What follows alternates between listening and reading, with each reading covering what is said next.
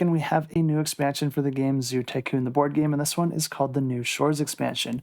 And this is going to be adding in a bunch of new species into the game with a focus on aquatic animals, wildlife from Australia, and also from the North and South Poles. This game has some of the best animal meeples that I've ever seen, and there's already a ton offered in the game, but of course there's going to be a bunch more added for each of the new species that are added in this brand new expansion.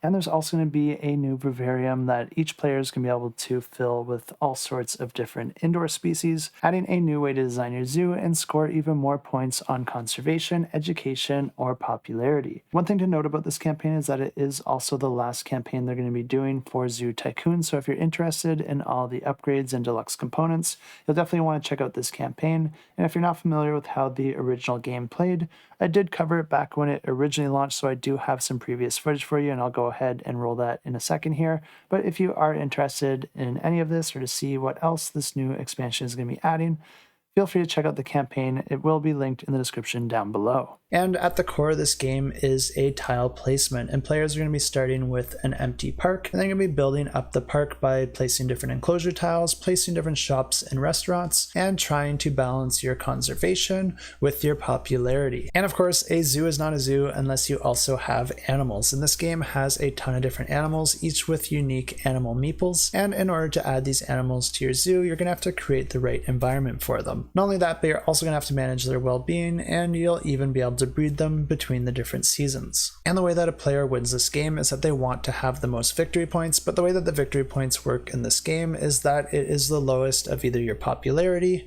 or your conservation. So raising your popularity is really helpful because it's going to allow you to raise more money and invest in your park to expand it more. But your conservation is also important because it's going to allow you to get sponsors and get free tiles and items added to your park. But you do need both of them because whichever one is lower is going to be the one that dictates the amount of victory points that you have for that game. And the game plays over 8 rounds, each with 4 phases, which each represent a season. And each season is going to allow some actions to each of the players, but you're also going to be able to put different staff meeples out on different areas of the board in order to take some additional actions. But of course, the more staff you have, the more it will cost you. And the first phase is the spring phase, where an event card is going to get drawn that can affect all the players and the game overall. But this is also a phase in the game where animals can have offspring if they're able to.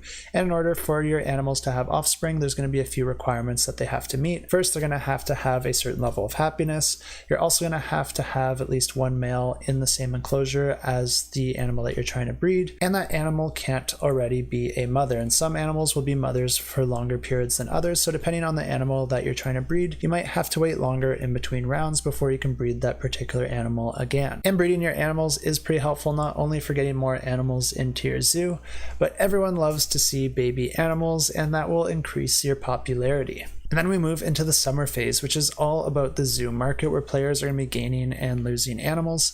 But one thing to note here is that you're never selling or purchasing animals. Instead, you just need to meet the requirements for that animal, and you can just take that animal into your park. But something that's really interesting and unique about the market board is that it's actually made up of 2 boards, the top one having the different animals on it, but then the bottom one's going to have the supply and demand.